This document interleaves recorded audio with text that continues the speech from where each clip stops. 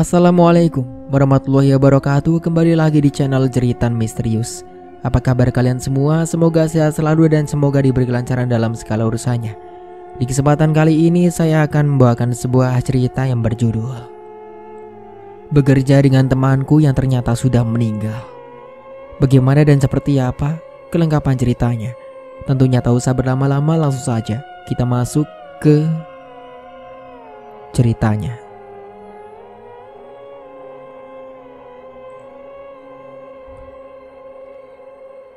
Pada tahun 2018 yang lalu, aku putuskan untuk pergi merantau bersama bulekku yang bernama Juniana. Di tahun ini juga aku baru lulus dari sekolah menengah kejuruan atau SMK. Awalnya aku tidak diperbolehkan merantau oleh kedua orang tuaku. Namun dengan adanya bule, akhirnya orang tuaku mengizinkanku. Dengan berkata aku harus satu kerjaan sama bule. Buleku Juniana lulus tahun 2017, yang jaraknya hanya 1 tahun denganku. Tapi yang sebenarnya usia kita sama. Karena kita lahir di tahun yang sama, yang membedakan hanya bulan kelahiran kami. Bule bulan Juni, ya seperti namanya itu. Sedangkan aku bulan Juli. Sungguh sangat unik ya kan? Ketika ibuku tengah hamil aku, nenekku juga mengandung buleku. Kalian jangan berpikir aku tidak naik kelas karena hal ini ya. Karena yang sebenarnya aku masuk di taman kanak-kanak dulu atau TK. Dan buleku ini langsung masuk sekolah dasar. Jadi ada jeda 1 tahun. Nah, sebelum ijazahku sempat keluar, aku sudah berangkat ke Cikarang. Di sana sudah ada buleku juga, lebih tepatnya kakak dari Juniana. Dia bernama Lestari. Dia 2 tahun lebih tua dari kami berdua. Kami berdua berangkat dengan travel, ada rasa campur aduk dalam diriku. Banyak pertanyaan di kepalaku, contohnya seperti, apakah aku akan betah di sana? Aku akan melamar kemana? Pasti aku sangat rindu orang tua dan adikku. Dan lain-lain. Singkatnya saja, kami telah sampai di gang tempat bule Lestari mengontrak. Jalan itu tidak terlalu kecil, sebenarnya muat sih untuk mobil. Cuman sempit karena banyaknya pedagang kaki lima di pinggir jalannya. Akhirnya kami memutuskan untuk jalan kaki saja dan menghubungi buleku. Halo mbak, kita sudah sampai. Ini lurus terus? Tanya Juniana setelah panggilannya diangkat. Tunggu situ aja, biar aku susul. Ucapnya tanpa mengakhiri panggilan. Kami memutuskan untuk jajan di penjual itu sambil menunggu kedatangan bule Lestari. Tak berapa lama, mungkin 10 menit, bule sudah ada di belakang kami. Jajan apa? Tanyanya. Lihatnya, jawab Juniana agak ngegas. Ya biasa kakak beradik itu, tanpa ucapan yang ngegas gak akan solid. Singkatnya setelah kami selesai jajan, kami berjalan menuju kontrakan. Aku melihat ke sekeliling banyak kontrakan di sana, dan terutama warteg ada di mana-mana. Aku dan bule Juniana berjalan tanpa memperhatikan bule Lestari yang ternyata dia sudahlah berbelok ke gang yang lebih kecil. Loh, di mana bule? Tanyaku sambil mengendarkan pandangan. Lah iya, di mana? Juniana malah balik bertanya. Kami terus mengendarkan pandangan, kami terlihat seperti orang bodoh dengan celingukan. Untungnya di sini tidak ada yang mengenal kami, jadi aman. Mungkin ada 1 menit kami pelongo-pelongo. Akhirnya kami melihat bule Lestari di depan gang, dengan kedua tangan dilipat menatap kami berdua. Kami langsung cengengesan dan berjalan menghampirinya. Tanpa ada percakapan, bule langsung berjalan menuju kontrakannya diikuti kami berdua. Di gang ini kanan kirinya kontrakan, dengan tembok yang menempel satu sama lain. Dan akhirnya tibalah kami di depan pintu kontrakan yang bule tinggali. Bule Lestari merogoh saku celananya untuk mengambil kunci. Akhirnya setelah pintu terbuka, aku sedikit terkejut dengan ruangan di dalamnya. Hanya ada 2 ruangan itu, yaitu untuk kamar tidur dan dapur yang disekat tembok setengah untuk toiletnya. Hawa yang aku rasakan ketika masuk untuk pertama kali, tidak ada rasa apapun sih. Tapi sepertinya aku betah tinggal di sini dengan kedua orang ini tentunya. Setelah duduk dan memakan jajan yang dibeli tadi, aku langsung menghubungi orang tuaku dengan melakukan video call dengannya. Halo bu, ucapku antusias sampai lupa mengucapkan salam. Halo, waalaikumsalam. Jawab ibu yang seketika membuatku terkekeh. Assalamualaikum bu. Waalaikumsalam. Bu, aku udah sampai nih. Tadi beli jajan. Nih lihat, ucapku dengan menjodorkan jajan yang aku beli. Ya udah dimakan. Mana bule? Tanya ibu. Nih, ucapku dengan menyodorkan ponsel kepada bule Lestari. Mbak, panggil bule. Ya Lestari, gimana menurut kamu? Apa si Ocak bakal betah? Kayaknya sih betah. Syukur deh kalau gitu. Juniana di mana? Tuh, ucap bule dengan membalik kamera di ponsel. Wah Jun, makan apa? Tanya ibu. Jajan mbak, minta nggak? Jawabnya sambil tertawa. Ibuku hanya tertawa saja dan bule Lestari kembali membalik kamera ponselnya. Tenang mbak, Ocha tak jagain di sini, jangan khawatir. Tugasnya. Ya, mbak percaya sama kamu. Setelah cukup lama mengobrol dengan ibu, akhirnya panggilan berakhir ketika akan maghrib. Siapa yang mau mandi dulu? Tanya bule Lestari. Aku, jawabku dengan mengacungkan jari telunjuk. Singkat waktu keesokan harinya buleku Lestari berangkat bekerja seperti biasanya. Sedangkan aku dan bule Juniana masih tidur karena lelah perjalanan kemarin. Alarm berbunyi di jam 8 pagi. Kami bangun dan bersiap untuk mencari pekerjaan dengan menggunakan kemeja putih dan celana serta hijab hitam. Sebelum itu tak lupa kami mandi dan sarapan tentunya. Dan yang paling penting adalah berkas-berkas lamaran pekerjaan yang sudah kami siapkan di rumah sebelum berangkat ke sini. Kami menggunakan ojek online untuk pergi ke yayasan menaruh lamaran pekerjaan. Kami berdua sibuk mengotak-ngatik ponsel untuk mencari ojol terdekat. Yes, aku dapat nih. Semoga masih muda dan ganteng. Ucap buleku antusias. Ada-ada aja kamu bule. Ucapku tertawa dengan menggelengkan kepala. Tak lama menunggu akhirnya ojol yang kami pesan tiba. Dan ternyata tak seperti yang diharapkan buleku. Dia adalah seorang bapak-bapak. Ingin rasanya aku tertawa, namun aku tahan. Berbeda dengan ojolku yang datang. Dia masih muda dan menurutku lumayan tampan. Oh iya, ojol yang kami pesan sepeda motor ya jadi berbeda namun tetap satu arah tujuan. Singkatnya perjalanan telah sampai di yayasan. Mungkin ada sekitar 10 menit kami turun dan melihat betapa luasnya tempat itu. Kami merasa canggung karena ini adalah pengalaman pertama kami. Banyak sekali orang-orang dengan pakaian seperti itu. Yang jelas mereka juga sedang mencari pekerjaan. Kami mencoba untuk mendaftar di PT yang sama. Namun takdir berkehendak lain. Kami diterima di PT yang berbeda. Dan dengan catatan tentunya tidak mudah. Iya, untuk masuk di PT.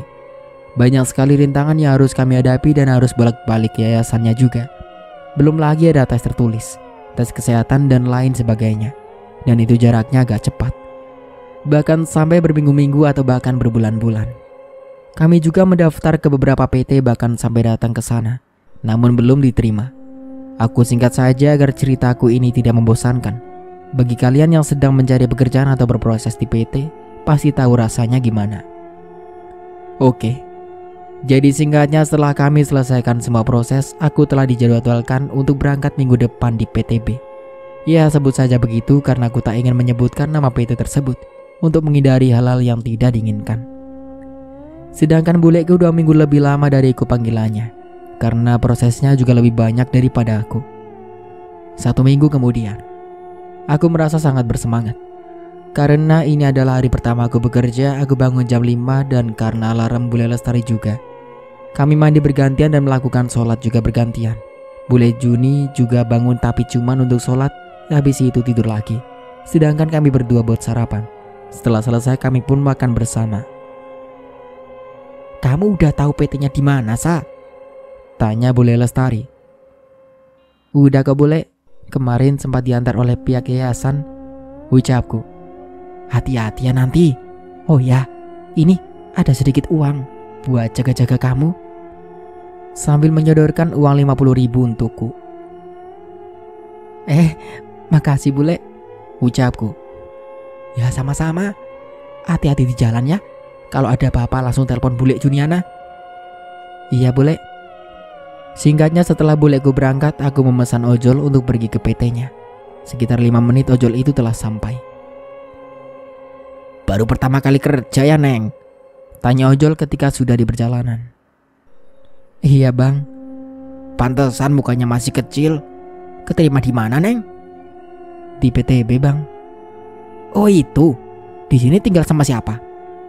Sama saudara bang. Oh ya bener. Hati-hati Neng di sini, apalagi baru merantau. Neng asli mana? Pekalongan bang. Oh iya, udah sampai nih Neng. Tak terasa aku telah sampai di depan gerbang PT tersebut. Wah, nggak nyangka ya, aku bisa bekerja di PT ini. Gumamku dalam hati. Neng, panggil Bang Ojol yang seketika membuyarkan lamunanku.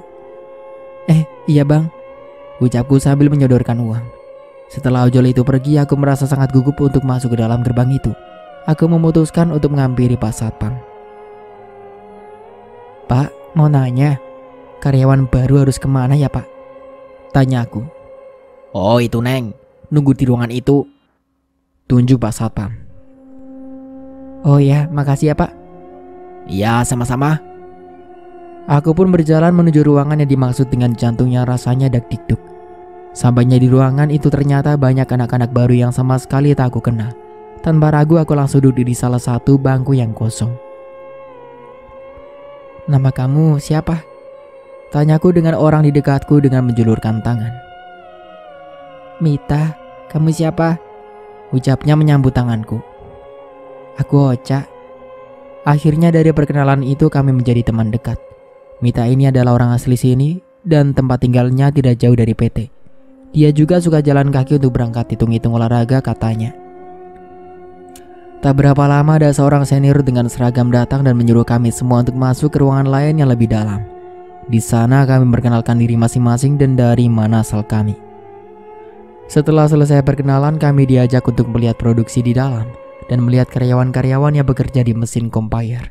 Sedikit penjelasan untuk kalian yang tidak tahu. Mesin conveyor adalah sistem mekanik yang digunakan untuk memindahkan bahan atau produk atau di satu tempat ke tempat lain secara otomatis.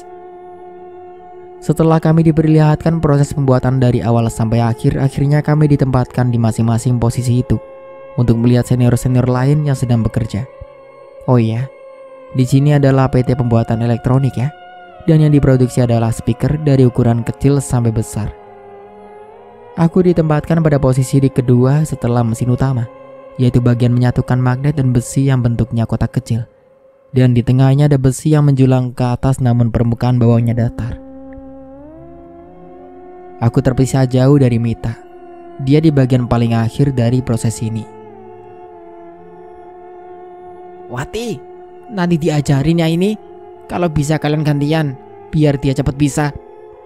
Ucap leader kepada perempuan yang sedang bekerja di posisi itu. Siap Pak, ucapnya. Setelah leader itu pergi, aku memperhatikan cara kerjanya dan Tewati menjelaskannya padaku. Jadi kamu paham gak? Tanyanya setelah lama menjelaskan sambil tangannya masih sibuk dengan jalannya mesin conveyor. Paham teh, jawabku. Ya benar, soalnya dulu waktu aku pertama kali aku diajarin gak ngerti-ngerti, sampai pada kesel yang ngajarin. Ucapnya terkekeh. Teteh udah lama di sini ya? Tanya aku ikut terkekeh. Enggak sih, Teteh baru aja 1 minggu. Mana udah disuruh ngajarin anak baru. Agak sedeng tuh mereka. Ucap si Teteh dengan menggerutu. Oh baru seminggu, kok udah lancar banget Teh? BTW mereka siapa? Tanya aku penasaran. Lancar di mana? Ini Teteh cepet karena biar gak netar. Soalnya Teteh sering netar. Mana si kombayar cepet amat. Nah yang nyuruh ngajarin kamu itu tadi si leader. Ucapnya aku balas dengan anggukan. Nih, kamu mau cobain? Tanyanya. Takut salah Teh, jawabku. Gak apa-apa. Bang, pelanin mesin lu. Ucapnya pada seorang lelaki yang duduk di mesin. Ya Mpok, jawabnya. Hati-hati lu, dia galak. Ucapnya dengan memandangku. Sembarangan lu, jawab Tewati. Aku sedikit terkekeh. Aku diajari Tewati sampai aku lumayan bisa menguasai cara kerjanya. Tinggal menyesuaikan kecepatannya. Kalian tahu berapa produk yang harus kami buat dalam sehari? 1.500 bagaimana? Jumlah yang lumayan fantastis bukan? Singkatnya jam istirahat pun tiba. Kami semua berbondong-bondong menuju kantin. Aku bareng dengan temanku yang bernama Mita, dan Mita sekarang juga membawa teman barunya. "Hai, namaku Dita," ucapnya mengelurkan tangan. "Aku Rosa," jawabku menyambut tangannya. Ini adalah hari pertama kami bekerja dan ternyata makanannya begini. Tapi masih harus tetap bersyukur ya. Untung aja dikasih makan. "Kayaknya gak kenyang aku," ucap Mita. "Sama," ucap kami berdua. Boleh gabung gak?" Tiba-tiba ada satu senior yang gabung dengan kami. "Boleh teh, silakan," ucap kami bertiga. Setelah makan siang selesai, kami pun menuju musola PT untuk melaksanakan sholat. Singkatnya jam masuk pun sudah tiba. Kami semua pun masuk untuk melanjutkan pekerjaan. Aku dan anak baru lainnya bergantian dengan senior yang mengajari kami hingga pada saat pukul 3 sore. Kami pun dipanggil untuk ke ruangan. Di sana kami pun ditanyakan ukuran seragam yang kami kenakan. Setelahnya kami disuruh untuk kembali ke line untuk melanjutkan pekerjaan sampai jam 4 sore. Tapi sebelum itu kami diberi break 10 menit untuk sholat asar. Singkatnya hari pertama kerja pun selesai. Dan tiba saatnya di hari kedua. Dengan masih seperti biasa aku naik Grab untuk berangkat pulang. Hari ini masih sama seperti hari kemarin. Menggunakan seragam hitam putih. Dan kalian tahu, hari ini kami anak baru sudah diberi tanggung jawab untuk mengerjakan bagian kami masing-masing seperti apa yang kemarin kita pelajari. Dan dengan hasil yang tidak ditarget. Karena kita semua masih baru. Hari ini berjalan normal dengan senior yang asik diajak ngobrol sambil bekerja. Itu pun saat gak dipantau leader. Awalnya semua terasa baik-baik saja sampai akhirnya di break sholat asar ada pengumuman dikasih tahu bahwa ada lemburan sampai jam 9 termasuk anak baru. Jadi habis break sholat asar kita lanjut kerja sampai jam 6 baru istirahat lagi 40 menit buat makan dan sholat. Dan tentunya makan ditanggung pihak PT. Kita dikasih pop mie buat makan. Setelah aku selesai makan dan sholat, aku memutuskan untuk ke toilet sendirian. Semuanya baik-baik saja, gak ada yang janggal. Sampai akhirnya ada bunyi di toilet paling ujung. Jadi ada beberapa toilet di sana yang berjajaran dengan pintunya masing-masing, dan yang paling belakang itu bunyi gelutak-gelutuk kayak orang lagi pakai toilet gitu. Tiba-tiba hening. Aku pun keluar dari toilet dan menuju wastafel. Ketika aku sedang berkaca di toilet paling ujung itu bunyi lagi. Seperti layaknya menyiram toilet yang habis digunakan. Penasaran siapa yang pakai? Gumamku sendiri sambil menunggu siapakah sosok yang akan keluar dari sana. Aku sengaja agak lama di sana tapi orang itu gak keluar-keluar. Mungkin dia malu atau masih pup kali ya. Gumamku lagi sambil meninggalkan toilet. Aku balik lagi ke tempat loker. "Dari mana kamu?" tanya Mita. "Toilet." "Toilet? Siapa mau ke toilet? Aku ikut," ucap Teh Widi tiba-tiba di sampingku. "Aku habis ke toilet sendiri, bukan mau ke toilet Teh," jawabku. "Kamu berani ke toilet sendiri?" tanyanya. "Ya beranilah Teh. Emang kenapa?"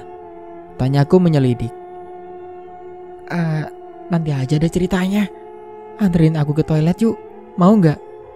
tanyanya. "Yuk, sekalian Teh, aku mau pipis," sambung Dita.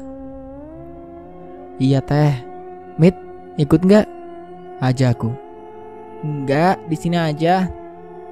Akhirnya kami bertiga pun pergi ke toilet bersama. Setelah Teh Widi keluar dari WC, dia pun cuci tangan di wastafel. Yang udah tahu cerita di sini pasti nggak bakal berani ke toilet walaupun siang hari, pasti minta temenin, ucap Teh Widi membasuh wajahnya. "Kenapa?" tanya kami berdua. "Nanti aja ceritanya, jangan di sini," ucapnya. Tiba-tiba bel berbunyi, tanda untuk mulai bekerja. "Ya nggak jadi cerita deh," ucapku. "Gak apa-apa, besok kan bisa," ucap Teh Widi, lalu kami bertiga pun meninggalkan toilet. "Kamu tinggal di kontrakan mana, Cak?" tanya Kevin setelah mulai duduk di mesinnya. "Kontrakan A nomor 8. Jawabku duduk di kursi. Oh iya, sekedar memberitahu. Tempat kerjaku atau bagian produksi itu semuanya duduk, kecuali bagian packing. Baru mereka semua berdiri. Kenapa kamu gak ngontrak deket sini aja? Biar bisa jalan kaki. Pasti kamu kesini naik Grab kan? Iya, kok tahu? Ya iyalah, kebanyakan anak yang baru masuk naiknya Grab. Oh, aku kan tinggal sama bulekku. Aku gak berani ngontrak sendiri, dan pasti gak dibolehin sama orang tua. Jelasku. Ya juga sih, kamu kan masih pertama merantau juga. Singkat waktu pekerjaan pun selesai di jam 9 malam. Rasanya lelah sekali karena ini pertama kali kerja, langsung lembur. Duh, aku kebelet lagi. Gumamku setelah sudah siap untuk keluar pabrik. Aku memutuskan untuk pergi ke toilet sendiri lagi. Karena selain tidak mau merepotkan orang lain, aku juga termasuk orang yang pemberani. Setelah di toilet aku mengalami kejadian yang sama, terdengar toilet yang paling ujung, namun kali ini sedikit berbeda. Karena tiba-tiba lampu redup dengan sendirinya. Teh siapa yang di dalam sana?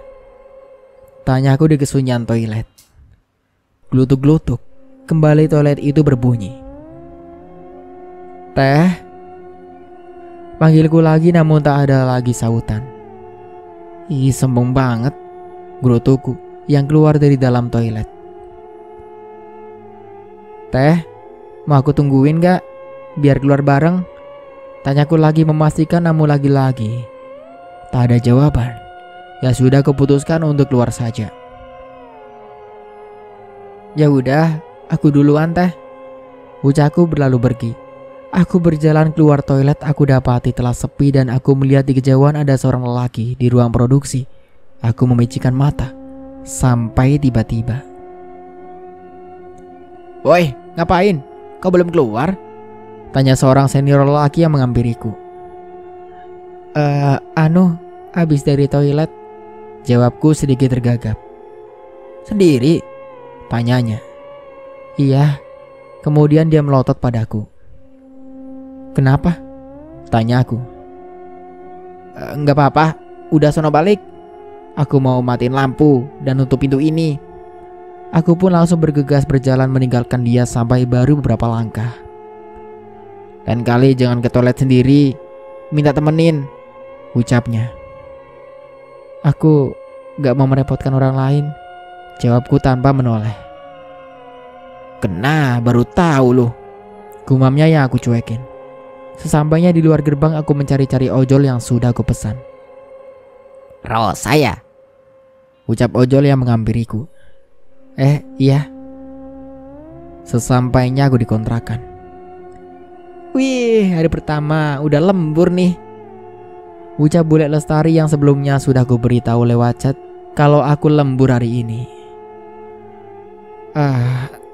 Capek, jawabku. Sebenarnya ada kejadian janggal dan horor juga di kontrakan yang aku tempati. Mungkin next cerita aku akan bahas tentang ini kontrakan. Untuk cerita kali ini aku akan berfokus pada PT tempat kerjaku. Singkatnya, keesokan harinya setelah aku sudah sampai di PT dan sedang nongki di loker sambil nunggu bel mulai. Teh, ceritain yang semalam dong, ucapku menghampiri Teh Widi. Jadi di toilet itu angker, Cak. Kebanyakan senior udah tahu ceritanya dari senior-senior yang sebelumnya juga. Makanya yang udah tahu ceritanya gak pada berani ke toilet sendirian, jawabnya. Tiba-tiba teman-temanku yang junior pun datang ingin mendengarkan cerita itu. Tak hanya Mita dan Dita, ada juga yang lainnya. Duh, belum cerita udah merinding aku, gumamnya yang mengusap tangannya. Jadi, katanya dulu di sini itu ada anak PT yang bunuh diri. Dan masalah bunuh dirinya itu gak ada yang tahu karena apa. Rumornya sih ada yang bilang soal percintaan. Dan lebih parah, katanya gara-gara tekanan dari senior yang galak. Dia kan anak baru tuh, mungkin mentalnya gak kuat. Soalnya dulu senior di sini pada galak-galak, gak kayak sekarang. Pokoknya galaknya keterlaluan deh. Teh Widi menarik napasnya sebelum melanjutkan ceritanya. Dan kering. Bel mulai bekerja pun berbunyi. "Yah, ih merinding aku," ucap Dita. "Lanjut nanti ya ceritanya, kalau makan siang atau break," ucap Teh Widi yang bangkit dari duduknya. Kami semua mengangguk dan mulai pergi ke tempat produksi. Sebelum mulai bekerja diadakan briefing seperti biasa dan ada 2 anak baru lagi, tapi mereka berdua sudah mengenakan seragam. Dan ternyata setelah diberitahu mereka adalah senior yang dipanggil lagi untuk bekerja. Setelah briefing selesai kami semua pun menempati posisi masing-masing dan salah satu senior baru itu pun duduk di sampingku. Masa iya gue balik lagi di posisi ini? Gerudu dia yang sedikit agak gemoy aku lihat. "Kenapa Teh?" tanyaku. "Ini, masa dari dulu di posisi ini terus gue?" ucapnya. "Mau tuker?" tanyaku yang basa-basi. "Ogah, gue di posisi lu ribet," ucapnya. Nama lu siapa?" tanyanya. "Rosa Teh, panggil aja Ocha," jawabku. "Oh, kenalin, gua Mutia." Aku pun mengangguk. Setelah kami berjalan memproduksi, aku mendengar keluhan dari Teh Mutia. "Ocha, yang lurus dong, biar gampang akunya," gerutunya. "Iya Teh, maaf," jawabku yang mencoba lebih baik. Tak berapa lama dia pun mengeluh lagi. "Lemnya jangan sampai ke tengah, Ocha." "Iya Teh, maaf." Dan sampai beberapa kali dia mengeluh hal-hal baru. Padahal waktu aku bareng Teh Sri yang di sampingku waktu kemarin, dia tidak pernah mengeluh. "Lu yang bener dong, biar gak susah," keluhnya lagi ku balas dengan anggukan. Anjir, bawel banget, keluhku dalam hati. Sampai akhirnya break pun tiba. "Kenapa Cak? Pasti gara-gara si Mutia ya?" tanya Teh Widi. Aku hanya mengangguk. "Dia emang orangnya gitu dari dulu. Padahal kerja ada tugasnya masing-masing, tapi mau enaknya aja," ucapnya. "Oh, tapi kok udah dipanggil lagi sih?" "Ya nggak tahu. Mungkin gara-gara akrab sama atasan." "Walah, ya udah, aku ke toilet dulu deh," ucapku lalu berdiri. "Mau dianterin nggak?" tanyanya. "Nggak usah Teh. Ya udah, hati-hati." Aku mengangguk dan berlalu pergi. Seperti biasa di toilet aku mendengar seperti itu lagi di toilet paling mojok. Karena aku masih kesal lalu aku hampiri toilet itu. "Siapa di dalam?" ucapku. Dan lagi-lagi tak ada jawaban dari toilet. Selain aku dan orang ini ada di dalam yang entah siapa. Aku masih berdiri di depan pintu toilet itu. Dan kembali terdengar suara seperti menyiram. "Udah?" tanyaku lagi tapi tak ada jawaban. Akhirnya keputuskan untuk mengetuk pintunya. Baru 1 kali ketukan ternyata pintu tak terkunci. Alhasil pintu agak sedikit terbuka. Dengan nekat karena penasaran, aku pun membuka pintu itu pelan-pelan. Takut kalau ada senior di dalamnya. Pintu pelan terbuka dan dek. Tidak ada siapapun di sana. Toilet duduk itu pun tertutup, padahal biasanya kan terbuka. Banyak sarang laba-laba juga di toilet itu. Gak ada siapapun. Lalu yang menyiram toilet ini siapa? Gumamku dalam hati. Melihat itu nafasku sedikit tersengal. Hening tak ada suara apapun. Sampai akhirnya glutak-glutuk. Toilet yang menutup itu berbunyi. Aku menurutkan kening. Apa ada hewan di sana? Gumamku dalam hati lagi. Kembali toilet itu berbunyi membuatku penasaran. Entah kenapa saat itu aku tidak merasa takut sama sekali. Aku putuskan untuk membukanya. Dan dek. Tiba-tiba aku alami senam jantung. Tidak ada siapapun di sana. Aku pun menghela nafas dan berjalan pelan meninggalkan toilet itu.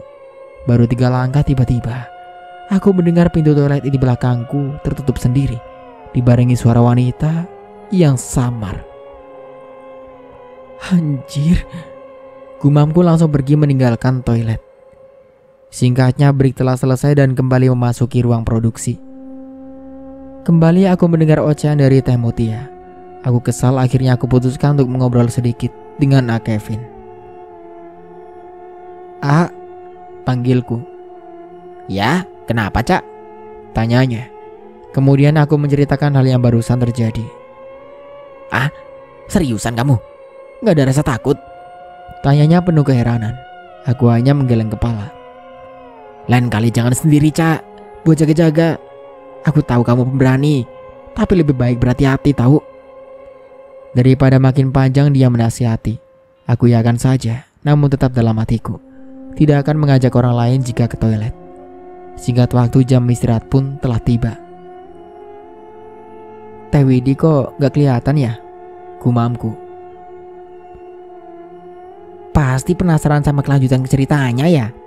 Tanya Mita. Iya nih, kepo banget aku. Kami pun makan berenam ditemani teman-teman yang lainnya lagi. Ada Teh Desi dan Teh Sri juga Teh Mutia. Singkatnya kami pun selesai makan. Ayo sholat, ajakku. Semua menjawab sedang tidak sholat, kecuali Dita. Akhirnya aku dan Dita pun berjalan menuju musola. Kami antri berwudu di sana. Nanti anak baru disuruh ke ruangan buat ambil seragam, kata senior yang sedang antri berwudu juga. Oh iya kak, kataku. Namamu siapa? Tanya senior setelah Dita pergi berwudu dulu. Oh Caka, jawabku menjabat tangannya. Kenalin, aku Dika. Salam kenal ya, ucapnya dengan senyuman. Ketika ini orangnya putih, wajahnya baby face yang menurutku orangnya manis juga. Sejak perkenalan itu kita jadi lebih akrab. Walaupun dia udah kertap di sini karyawan tetap, tapi dia orang yang tidak sombong. Setelah selesai sholat tinggal menunggu bel bunyi. Dan seperti biasa kita nongkrong di loker sampai tiba-tiba. Cak, panggillah Kevin. Aku mengangkat kepalaku. Sini, panggilnya. Aku mengiyakan dan bangkit dari tempat dudukku. Ada apa? Tanya Dita. Aku hanya mengangkat bauku, menandakan aku tidak tahu. Ada apa sih, A? Tanyaku setelah berjalan bersamanya menuju ruang produksi. Sini, bantuin diperan, katanya yang menuju ada produk-produk yang perlu diperbaiki. Kok aku doang sih? Mana yang lain? Tanyaku. Udah kerjain dulu. Ini kan ajian dari kamu, ucapnya. Itu kan gara-gara A juga yang kasih lem miring-miring. Lah, kenapa kamu gak bilang? Ketusnya sambil tangannya mulai mengerjakan di peran. Kalau bilang A-nya marah, jawabku tak mau kalah. Ya gak marah lah. Alah, gak marah apanya? Ketusku. Ya maaf, bawel banget kamu. Udah kerjain cepet, jawabnya. Kami pun sibuk mengerjakan peran itu dengan menggunakan cutter. Kalau yang keras direndam dulu, jangan dipaksain, ucapnya. Aduh, pekiku. Nah kan, dibilangin ngeyel, kena kan sekarang, jawab Kevin yang langsung menggantikan kerjaannya. Dia langsung mengambil kain yang selalu disimpan di sakunya untuk langsung membalut jariku. Tunggu sebentar. Dia pun berlalu pergi menuju kotak P3K. Tiba-tiba Kak Dita datang. Cak, kenapa? Tanyanya. Gak apa-apa kak, jawabku. Sini. Dia mengambil jariku. Mau diapain? Tanyaku. Tiba-tiba Kevin datang. Kevin, lo apain ya anak baru? Ucap Kak Dika. Bawel, dia dibilangin gak mau nurut, jawab Kevin yang langsung membuka balutan di jariku. Terlihat luka yang menganga cukup lebar di jariku. Mau diapain? Ucapku setelah melihat Kevin membuka botol putih kecil. Alkohol, jawabnya singkat. Perih gak? Enggak kok, rasanya adem, jawab Kevin. Dia pun langsung menuangkan cairan alkohol ke jariku. Aduh, aku langsung menarik tanganku dan mengibas-ibaskannya. Rasanya sangat sakit sekali, berbeda jauh dengan ketika disiram dengan air biasa. Perihnya itu langsung sungguh luar biasa. Diisi Kevin, perihnya minta ampun tahu pakai alkohol, ucap Dika geleng-geleng kepala. Daripada infeksi luka dia, balas Kevin. Sini, ucap Kevin kepada aku. Mau diapain lagi? Jawabku. Kevin terlihat mengeluarkan Hansaplast dan langsung menarik jariku untuk kemudian dia plester lukaku. Makasihnya mana? Ucapnya, aku hanya diam dan meliriknya. Dasar, ucap Kevin. Bel pun berbunyi dan semua anak yang lain masuk ke ruang reproduksi. Wih, rajin amat kalian, ucap salah satu senior yang lain. Dika pun terlihat senyum dan berlalu meninggalkan line kami. Singkat waktu break sholat asar pun tiba. Aku segera turun ke bawah untuk melaksanakannya. Saat aku tengah berwudu, tiba-tiba, Masya Allah, ucap Dika saat aku tengah berwudu. Lah kok tiba-tiba dia di sini? Batinku. Udah cantik, rajin lagi, ucapnya memuji. Alah, mulut-mulut buaya nih, batinku lagi. Aku hanya tersenyum dan berlalu pergi. Setelah selesai, aku pun naik ke atas lagi seperti biasa untuk nongkrong di loker tentunya. Teh Widi, sini, ucapku melihatnya yang tengah berjalan menuju loker. Dia langsung mengurungkan niatnya ke loker dan langsung menghampiriku. Teh, ceritain kelanjutannya dong, ucapku padanya. Oh iya, sampai lupa. Sampai mana kemarin? Tanyanya. Sampai senior yang galak itu, jawabku. Oh iya, jadi kamu tahu nggak dia bunuh dirinya di mana? Mata dia menyelidik menatapku. Aku dia dan mengangkat kedua alisku. Di toilet cewek yang paling ujung, jawabnya yang membuat mulutku seketika menganga. Nah, makanya toilet itu kan udah gak digunain, lanjutnya. Kok gak digunain? Tanyaku. Iya, emang kamu pernah pakai toilet itu? Tanyanya menyelidik. Enggak teh, tapi aku menceritakan kejadian yang aku alami. Nah kan, makanya kamu tuh dibilangin ngeyel. Kan sekarang kamu yang kena teror, ucapnya bergidik. Dia gak jahat kan? Teteh pernah lihat? Tanyaku. Ih, dia amit-amit, jangan sampai lihat. Jahat enggaknya teteh gak tahu, tapi dulu sering ada yang kesurupan di sini. Makanya kamu hati-hati ya, jangan sampai itu terjadi sama kamu. Dan ya, apalagi saat datang bulan, itu rawan, jelasnya padaku. BTW, itu bunuh dirinya pakai apa teh? Tanyaku. Simpang siur sih kebenarannya apa. Ada yang bilang pakai cutter, ada yang kecapean, ada yang bilang gegara sakit. Mendengar itu aku pun manggut-manggut. Aduh ya ampun, aku kan disuruh ke ruangan buat ambil seragam, ucapku menepuk jidatku. Hayo loh, ya udah sana, ucap Tewidi. Aku pun langsung bergegas menuju ruangan yang dimaksud. Dan sesampainya aku di sana ternyata sudah banyak anak-anak yang lain. Setelah seragam dibagikan, kami pun menyimpannya di loker. Setelah itu kami mulai melanjutkan pekerjaan. Sesampainya aku land, aku disambut dengan ocehan Teh Mutia. Ocha, kemana aja sih? Ini referan lu banyak banget, ucapnya dengan membanting cutter ke atas compire. Maaf teh, habis ngambil seragam, ucapku. Aku pun kemudian melanjutkan di peranku sampai akhirnya selesai. Akhirnya, ucapku. Lu pikir udah kelar? Tuh, lihat di bawah. Teh Mutia menunjukkan 2 kaleng penuh riperan lagi. Mulutku menganga melihat itu. Kenapa bisa sebanyak itu? Gumamku dalam hati. Udah lanjutin aja. Ayo kita mulai bekerja, ucap Kevin. Tak berselang lama leader pun datang menuju line kami. Hayo lu Rosa, kena marah lu. Riperan lu banyak, ucap Teh Mutia. Kemudian aku melihat Kevin yang sedang buru-buru menyembunyikan di peran. Kevin, ucap leader yang berada di depan Kevin. Hening. Kenapa pak? Tanya Kevin. Len ini lembur ya? Kamu mau lembur kan? Tanyanya. Oh, siap itu pak, jawab Kevin. Lembur lagi, keluhku dalam hati. Padahal badan rasanya udah pegel-pegel. Rosa, ada kendala nggak? Tanyanya.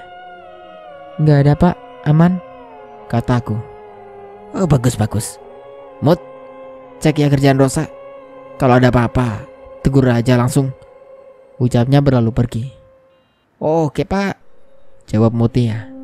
Singkatnya lagi ketika istirahat jam 6 sore, kami semua kembali diberikan pop mie untuk makan. Cak, beli somai yuk, ajak Teh Desi tiba-tiba. Di mana? Tuh, dia menunjuk ke arah luar gerbang. Kami berdua pun berjalan bersama untuk membelinya. Si Rosa lagi, ucap Teh Mutia yang sudah berada di sana. Sejak saat itu kami bertiga menjadi akrab dan bisa dibilang CS. Untuk Dita dan Mita masih berteman juga, namun mereka sedikit menjauh karena tak suka dengan Teh Desi. Singkatnya, setelah selesai makan dan sholat, seperti biasa aku ke toilet dan dengan keadaan yang sepi dan aku sendirian. Padahal baru diceritainnya horor dari Teh Widi tadi siang, tapi aku rasanya ceritanya tidak membuatku takut. Permisi Teh, ucapku sesampainya di toilet. Aku mencoba menyapa sosok yang ada di toilet yang paling ujung. Teteh jangan nakutin ya, kalau mau berteman gak apa-apa kok, ucapku ketika sedang berkaca di wastafel. Apa kalian meragukan ceritaku ini? Tidak, ini nyata. Aku memang mengatakan hal itu. Aku memang tertarik dengan dunia seperti itu dan aku ingin punya teman. Punya teman hantu, aneh bukan? Singkat waktu jam lemburan pun telah usai. Badan rasanya pegal sekali. Ingin rasanya langsung rebahan.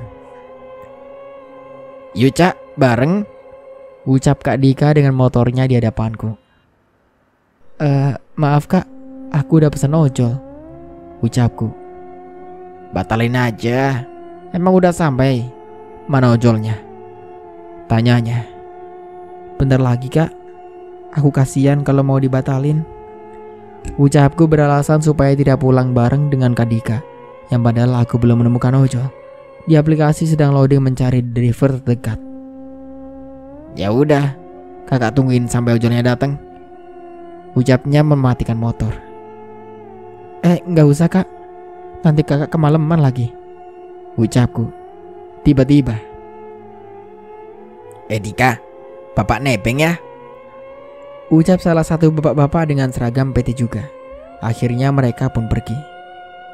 Duluan ya Neng, ucap si bapak dan Dika hanya tersenyum. Tak berselang lama aku pun menemukan ojol dan langsung pulang. Keesokan harinya, aku berangkat dengan memakai seragam baru. Teh, udah sampai mana? Pesanku kepada Teh Desi di dalam aplikasi hijau. Yang sebelumnya kami sempat bertukar nomor ponsel saat makan somai. Lagi nunggu angkot nih Cak, balasnya. Oh ya udah, tungguin aku ya Teh, di gang sebelum masuk kawasan PT. Oke, nanti kabarin kalau udah naik angkot. Aku memang sengaja naik angkot untuk lebih berhemat. Yang sebelumnya aku dikasih tahu Teh Desi untuk naik angkot yang jurusan kesini jangan nomor kesekian, agar aku tidak salah tujuan. Aku merasa bangga dengan diri sendiri yang berani naik angkot sendirian, mengingat ini adalah pengalaman pertamaku di perantauan. Nah, kalau gini kan kamu bisa lebih berhemat, ucapnya ketika aku baru turun dari angkot. Iya Teh, bener banget, jawabku. Kami berdua pun berjalan bersama menuju PT. Duh, perutku sakit lagi, pegiku ketika berjalan. Kamu belum sarapan ya? Udah Teh, tapi ini hari pertama datang bulan. Biasanya emang sakit kalau hari pertama, ucapku.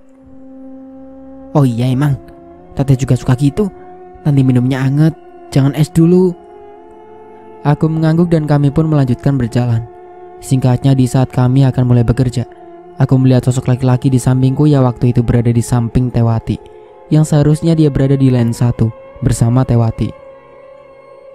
"Loh, mana Kevin?" tanyaku. "Oh, si Kevin, izin gak masuk," jawabnya. "Wih, asik nih, ada Bang Kholil," ucap Teh Mutia. "Ya Mut, siap gober ya?" "Siap banget, gue suka nih kalau yang jalanin elu bang. Santai, gak kayak si Kevin yang gober-gober baik." Mereka berdua pun tertawa bersama. Aku pun ikut cengengesan. "Ros, ngapa lo ikut ketawa?" kata Bang Kholil. "Lah masa diem baik bang?" jawabku. Pekerjaan pun dimulai dengan meja compare yang mulai berjalan. Di situ aku merasakan hawa yang tidak biasa. Ada rasa aneh dan lemas. "Ros, lo kenapa?" tanya Bang Kholil. "Enggak apa-apa bang, lemas aja rasanya." "Makanya makan yang banyak, Ros."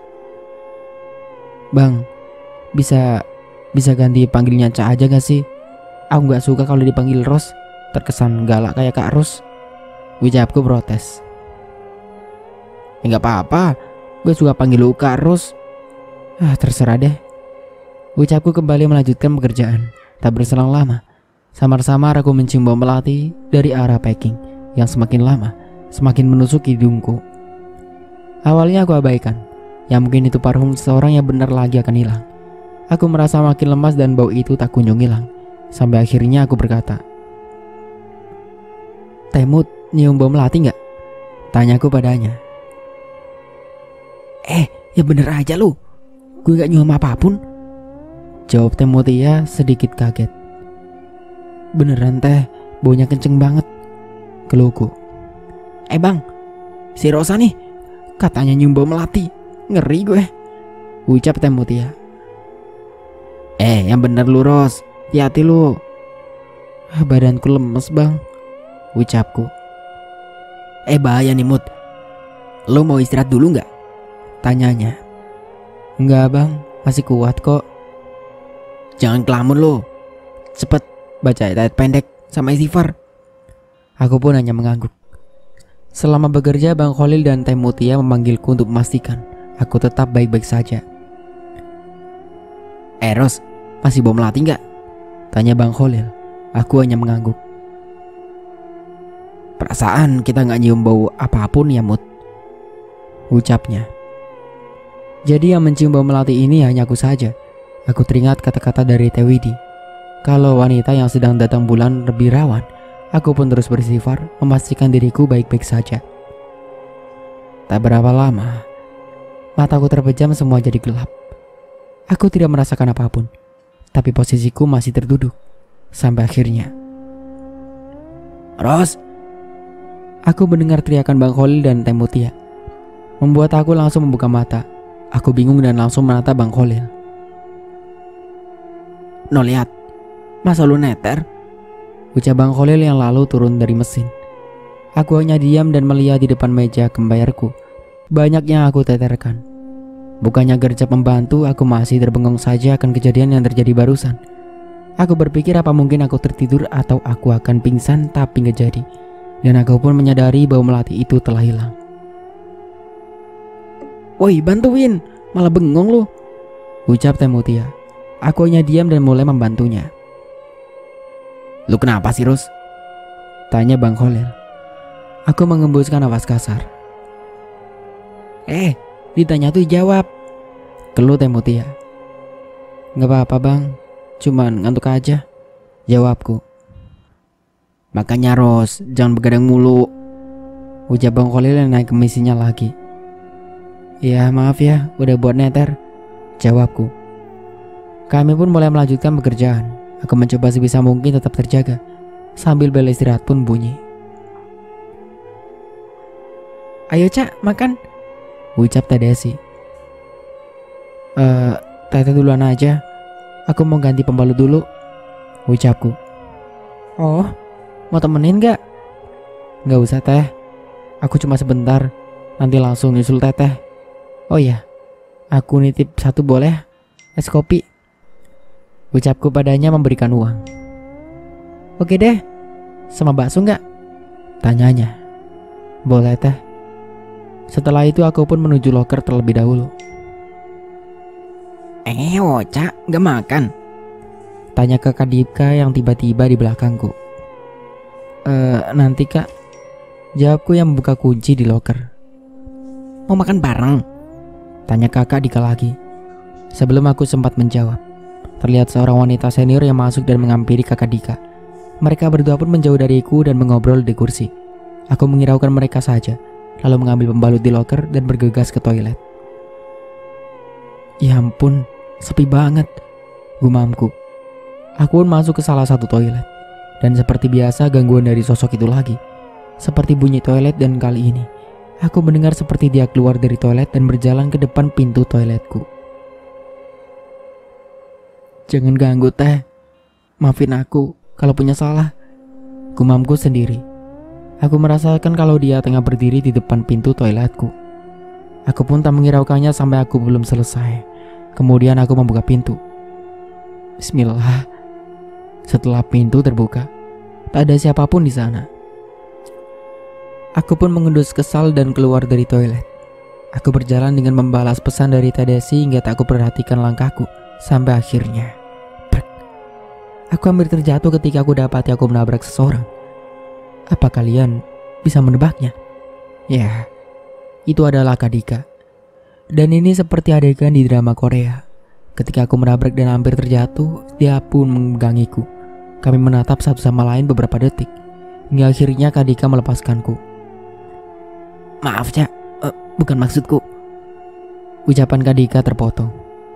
Gak apa-apa Kak, makasih ya. Ucapku berlalu pergi. Aku tersenyum-senyum sendiri di perjalanan menuju kantin. Pandangan Kak Dika selalu melintas di pikiranku. Singkatnya, setelah istirahat, kami pun mulai mempersiapkan diri untuk mulai bekerja kembali. Di sela pekerjaan aku melihat Kak Dika datang menghampiriku dengan tersenyum. Aku pun balik tersenyum. Kak Dika hanya menatapku tanpa berbicara, membuat aku jadi grogi melakukan pekerjaanku. Lu ngapain sih di situ Dika? Rusak mood gua aja, ucap Temutia. Lah, gue lagi liatin Oca kerja, ucapnya dengan kedua tangan dilipat ke depan. Jangan macem-macem lu, udah sono pergi. Mentang-mentang si Rosa anak baru lu. Ingat yang ono noh, ucap Temutia. Dika pun hanya tersenyum dan berlalu pergi. Yang ono, dia udah punya pacar, gumamku dalam hati. Hati-hati lu sama dia, ucap Temutia. Kenapa teh? Sebelum Temutia menjawab, ada leader menghampiri line kami. Lama dia di sana hingga aku lupa akan pertanyaanku. Singkatnya jam break pun tiba. Aku langsung lari ke toilet karena tak mau menunggu, sebab kalau break seperti ini akan banyak yang datang ke toilet. Di saat aku akan tiba di toilet, tiba-tiba bruk, aku jatuh tersungkur hingga daguku mengenai lantai sampai tergores hingga kulit luarnya mengelupas. Perih rasanya, tapi lututku juga sakit atas insiden yang terjadi. Aku perlahan-lahan bangun dan untungnya tak ada orang yang melihatku terjatuh. Kalau ia bisa malu aku. Selain merasakan sakit, aku juga berpikir, kenapa bisa tiba-tiba kayak ada kaki yang sengaja menyandungku? Aku merasa kakiku menabrak sesuatu, padahal di sana tidak ada apapun.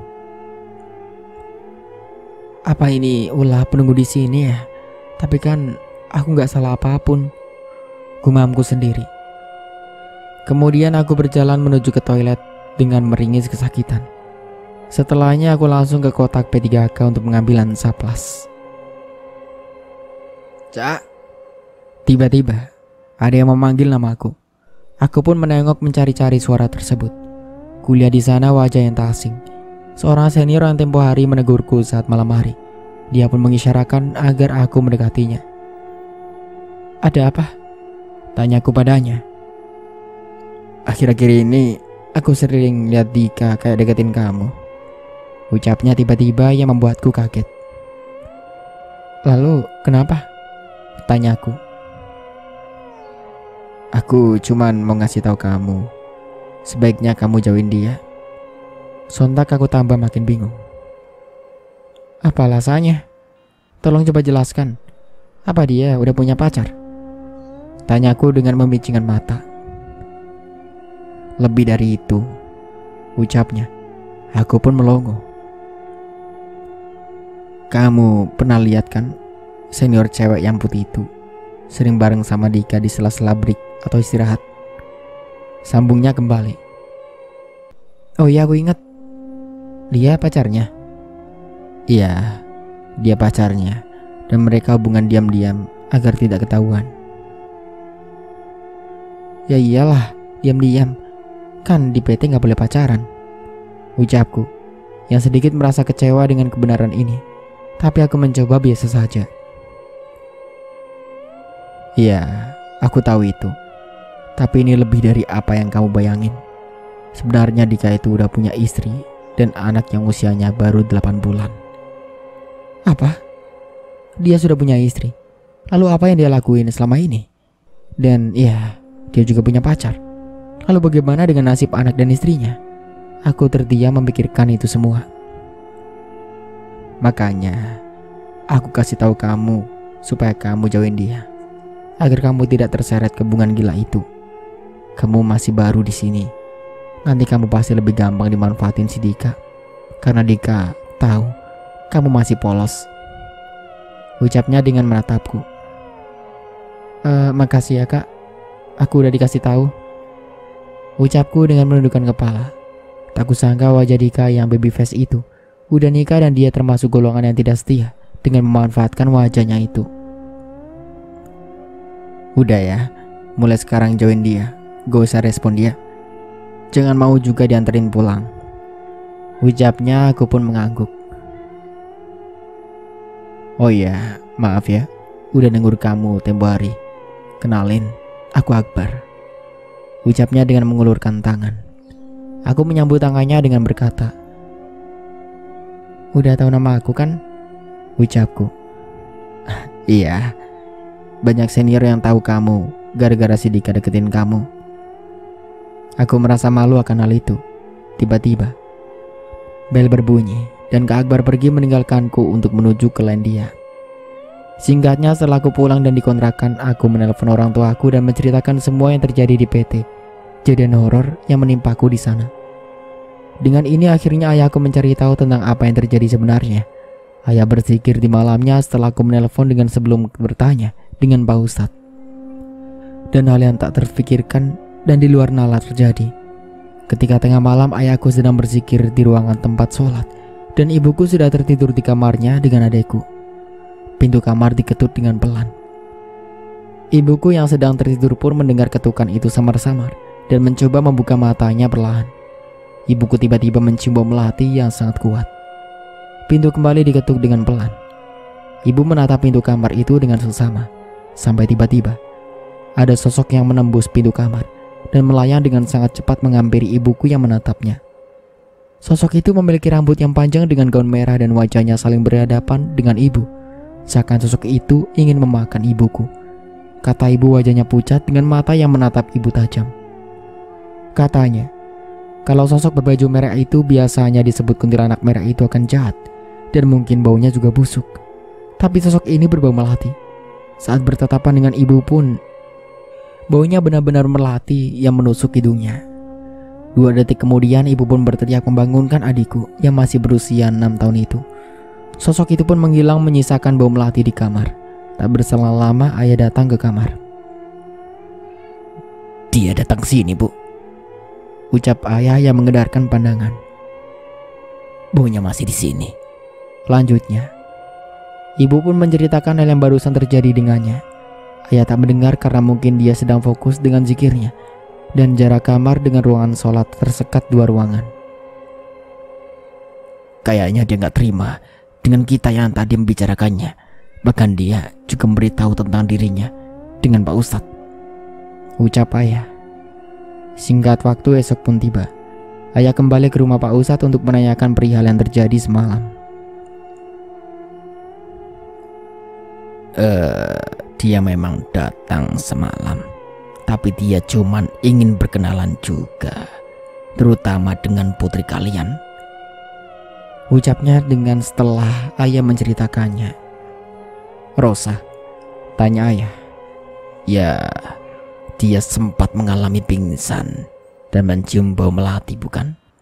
Sebenarnya dia ingin masuk ke tubuh putrimu, tapi tidak bisa karena kau membawakan sesuatu yang selalu putrimu bawa.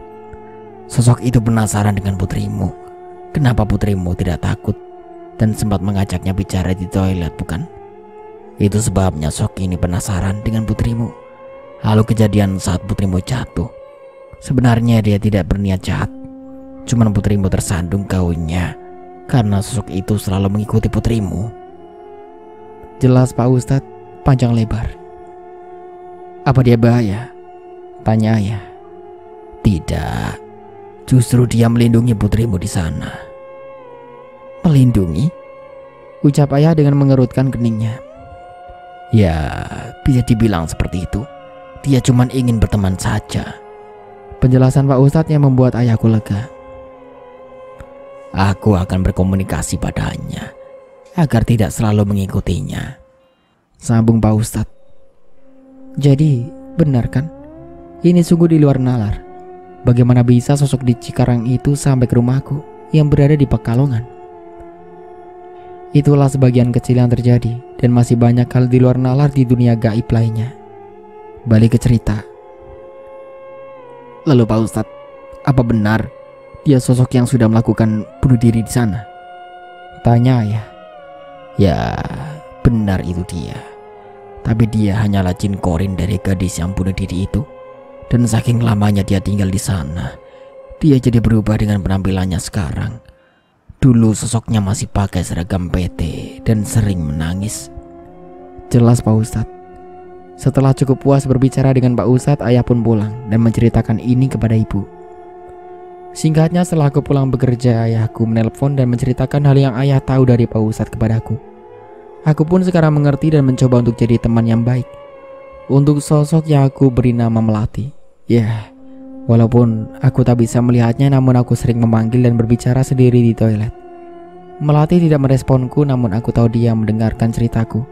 Sampai pada di suatu hari, entah kenapa padahal aku tidak melakukan salah apapun dan sudah menuruti kata kakak Akbar untuk menjauhi Dika. Tiba-tiba, saat aku sendirian di loker, pacar Kak Dika menghampiriku. Lu yang namanya Rosa ya? Iya kak, jawabku. Lu jangan coba-coba deketin si Dika ya. Dika itu punya gue. Lu tuh apa sih? Apa juga yang Dika lihat dari lu? Ucapnya memandangku dari atas sampai bawah. Kemudian dia memegang bahuku cukup erat dan mendekatkan wajahnya ke wajahku. Awas ya, kalau sampai gue lihat lu sama Dika lagi. Ucapnya dengan sedikit mendorongku dan berlalu pergi. Ya ampun, nenek lampir. Siapa juga yang mau sama pacar kamu? Lagian situ ngapain? Mau sama suami orang? Gerutuku sendiri. Singkat waktu, sore pun tiba dan kali ini tidak ada lembur, yang alhasil bisa pulang cepat. Hari ini aku pulang dengan Mita dan Dita. Kami berjalan keluar dari gedung PT dengan menuruni anak tangga. Sampai tiba-tiba, ada yang kesurupan, gumam Teh Desi. Hah? Siapa? Tanya kami bertiga. Itu si Siska, ucap Teh Desi berlalu pergi. Siska siapa? Tanyaku pada Mita dan Dita. Siska itu loh, senior yang putih itu, ucap Mita. Putih? Yang katanya pacar Kak Dika? Tanyaku mengerutkan kening. Hah? Mereka pacaran? Mita terkaget. Loh, kenapa sih Mit? Begitu amat kagetnya, kata Dita. Si Dika kan udah punya istri, ucap Mita yang membuat Dita makin kaget. Oh, jadi si Mita udah tahu, gumamku dalam hati. Kenapa dia pacaran kalau udah punya istri? Ucap Dita melotot. Namanya juga buaya, celotuku. Ya udah, kesana yuk, sambungku dan mengajak mereka untuk melihat. Terlihat sudah banyak kerumunan di sana. Dan tentunya aku melihat Dika yang memegang tangan Siska. Di sana, Siska berteriak-teriak dan melihat-lihat sampai hijabnya terlepas dari kepalanya yang memperlihatkan rambutnya yang pirang. Aku janji tidak akan mengganggunya lagi. Tiba-tiba, Siska berteriak dan mengucapkan itu. Jangan-jangan ia merasuk itu Melati. Kan tadi sempat si Siska kelabrak aku di loker, pikirku. Sakit, aku janji tak akan mengganggunya lagi, teriaknya kembali. Kemudian ada salah satu bapak-bapak yang juga bekerja di sana memegang kepala Siska, yang terlihat mulutnya berkemat-kamit. Siska masih saja berteriak-teriak.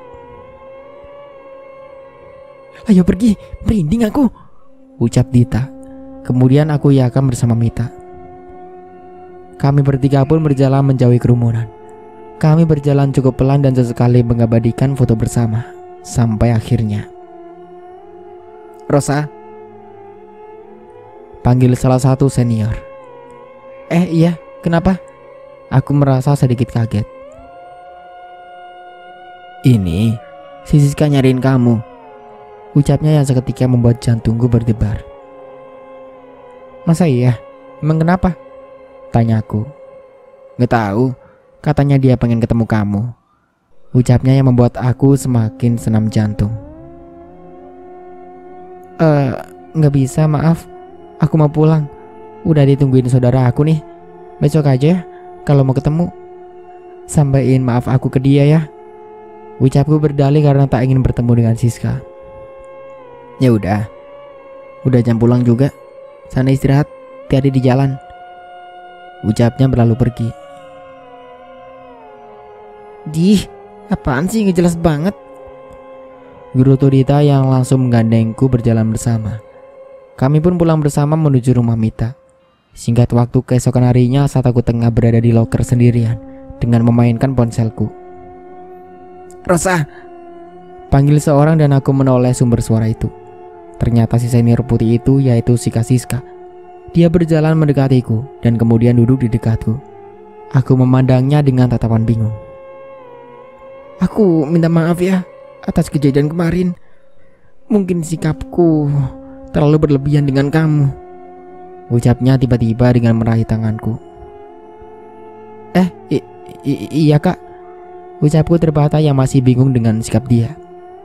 Dia hanya tersenyum dan kemudian berlalu pergi, membuat kebingunganku makin parah. Tak berapa lama aku lihat Tewedi masuk dan menghampiriku. Habis ngapain ya? Tanya Tewedi. Aku pun menceritakan yang terjadi barusan, yang sebelumnya Tewedi juga tahu atas pengelabrakan Siska tempo hari. Oh gitu, biar mampus tuh anak, ucap Tewedi. Mampus kenapa teh? Ya habisnya jahat sama kamu, padahal cuma jadi selingkuhan, tapi berlagak kayak istrinya. Semoga saja cepat dilabrak tuh Siska sama istri Dika, gerutunya kesal. Dia gak jahat kok teh, buktinya aku gak ada yang luka, jawabku. Kamu tuh, tahu gak sih kenapa si Siska bisa kesurupan? Ucapnya serius. Apa teh? Tanyaku serius. Dengar-dengar si Siska tuh saat sendirian di loker, tiba-tiba dia melihat penampakan di pojok sono noh, tunjuknya. Terus tanpa baba sosok itu langsung melesat dan mencekik Siska. Habis itu Siska agak keingat apa-apa dan jadilah kesurupan. Merinding teteh. Yuk pergi dari sini. Tewedi menarik tanganku untuk keluar dari ruangan loker. Penampakan yang dilihat gimana teh? Tanyaku setelah kami duduk di ruangan produksi. Rambutnya panjang, pakai rok merah, kayak kunti merah gitu, ucapnya yang seketika membuatku agak tersenyum. Si Ocha malah tersenyum, cerita horor juga, kesal Tewedi. Lucu aja teh. Dih, Tewedi memutar matanya. Aku ke toilet dulu ya teh. Aku berdiri dari dudukku. Ikut. Dia ikut berdiri dan menggandeng tanganku. Kami berdua pun di toilet. Aku masuk ke salah satu toilet, sedangkan Tewedi berkaca di wastafel. Makasih ya Melati. Tapi jangan gitu juga. Kasihan tuh si Tete Siska. Ucapku lirih dalam toilet. Cak, teriak Teh Widi. Apa teh?